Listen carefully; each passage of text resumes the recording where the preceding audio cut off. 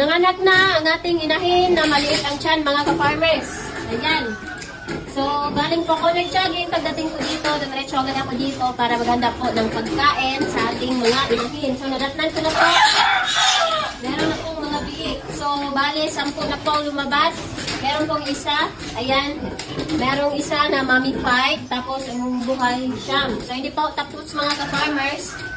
Dahil, hindi pa ho lumalabas yung ilunan. So, makala ko po, nasa 4 lang po yung kanyang biik kasi maliit po ang tiyan. Pero, meron na pong 10. So, hindi pa ho tapos. So, hindi pala talaga natin malalaman mga ka-farmers. Base po doon sa nakikita natin. So, kung naalala po ninyo, nung nakaraang video natin, ay maliit po ang kanyang tiyan. Pero ngayon, meron pong 10 biik. Tapos, tingnan nyo po mga ka-farmers.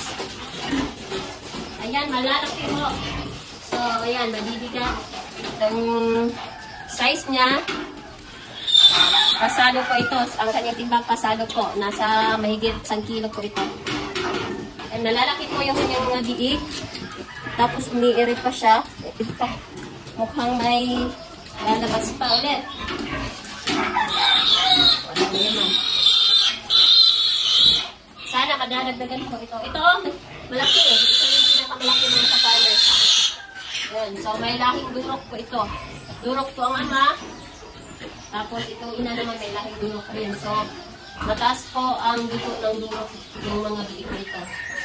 Hindi talaga maiiwasan mga ka-farmers na minsan, meron po tayong mga inahin na maramihan po magbigay ng biik. Minsan naman kaunti lang. So, last time nga, umanak po ito ng 2, pero ngayon marami. So, minsan, nararanasan din po namin mga ka-farmers na may 15 or 16 po na biik, tapos biglang kaunti na lang. So, hindi po tayo dapat mawawala ng pag-asa. So, patuloy lang po tayo mga ka-farmers kasi bawi-bawi lang po yan. So, nakadepende din po yan sa panahon at saka sa ating mga inahin kung ilan po yung ibibigay nila sa atin. So, sa ngayon, meron po tayong bali 4 na inahin ang may anak. So, ito, malapit na pong iwalay mga ka-farmers. 30 days po tayo magwalay dito. So, hindi pa ito umabot ng 30 days. Pag 30 days na, lalabas lang po natin si Mama Pig, tapos yung mga biik yung iiwan natin dito sa buwan. So, dito naman, meron pong 10 na biik dito. So, maliliit pa. Tapos, ito yung pang-4. Yung pang-4, meron pong 11 na biik, mga ka-farmers.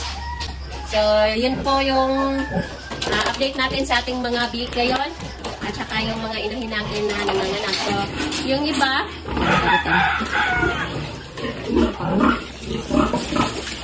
baliktad. So, meron na ho tayong tubig.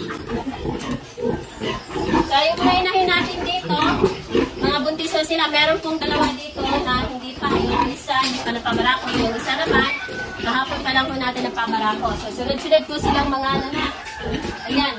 So, ngayon, dahil umaga pa,